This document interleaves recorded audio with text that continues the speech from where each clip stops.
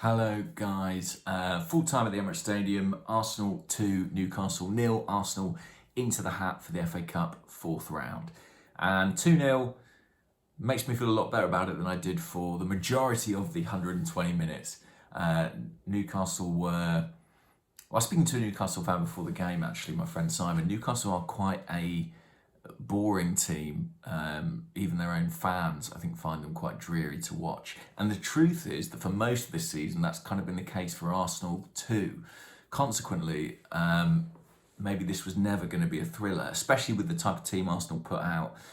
No Smith Rowe in the lineup, no Saka. In comes Willian with all the baggage associated with him. Martinelli, we lost in the warm-up, and we wait and hope that that's, as the club said before the game, just precautionary, fingers crossed. It'd be a huge blow to lose him after the impressive comeback that he's made. And Arsenal, they toiled against a very stubborn Newcastle team. Listen, I think a lot of people will be talking about the performance of Willian. He started at number 10. It was seen as a real opportunity for him to kind of stake his claim. He really didn't. And I think the frustration that supporters feel towards him is completely understandable. He just has not produced. I think it is genuinely difficult to understand quite how far he's fallen quite so fast. But he has, And I think whether or not you think he just sort of isn't trying, or whether you think there are more complex reasons that he's not performing, kind of doesn't matter at this point. He isn't getting the job done. He was really poor tonight. Another player who had a big opportunity, I suppose, is Nicola Pepe.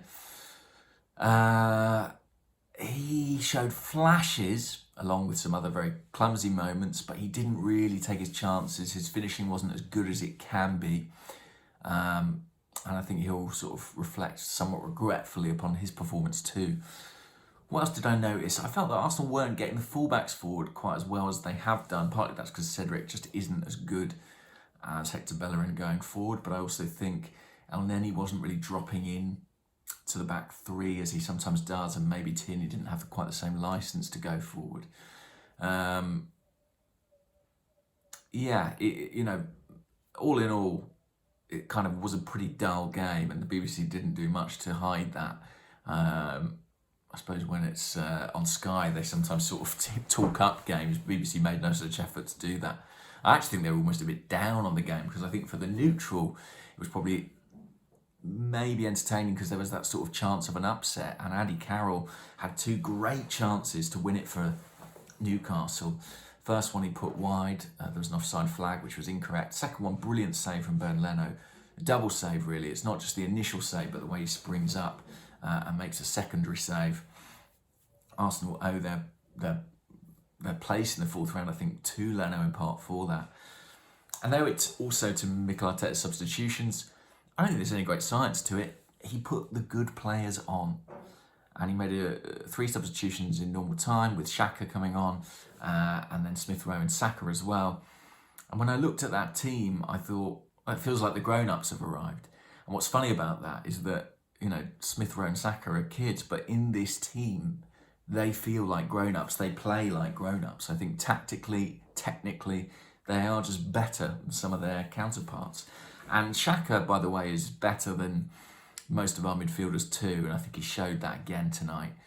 Joe Willock didn't have a great game. I don't think El Neni had one of his better games. I completely understand people's frustrations with Xhaka. I just think Arsenal aren't yet in a position to move on from him. If they want to do that, they need to buy some better midfielders. They don't have them right now.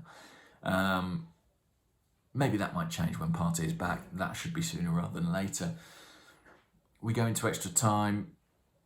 We get the goal from Smith Rowe. Fantastic finish. Really is excellent. I think Lacazette coming on does well in the build-up. I made the point on Twitter. I think that shows what he brings in the centre-forward position. Maybe Aubameyang makes that header too. I don't know. I don't really buy that myself. I think Lacazette has a kind of hunger and appetite for those challenges, those physical confrontations that I just don't think Aubameyang's ever had. Not really a criticism of him. I just think he's a very different player. I personally do prefer him coming off wide areas. And he got his goal there as well. I mean, I wasn't best pleased about seeing him do 120 minutes, nor Kieran Tierney, who must be exhausted. Maybe Arsenal need a left-back, or don't really understand why Maitland-Niles didn't play this game. Maybe it's because Tierney's just become so important to what we do. Good through ball from Xhaka, great overlapping run from Tierney, cut back, and a goal from open play from Aubameyang. That could be worth a lot. That could be worth a lot. It could mean a great deal, especially if, as we fear, Martinelli is injured.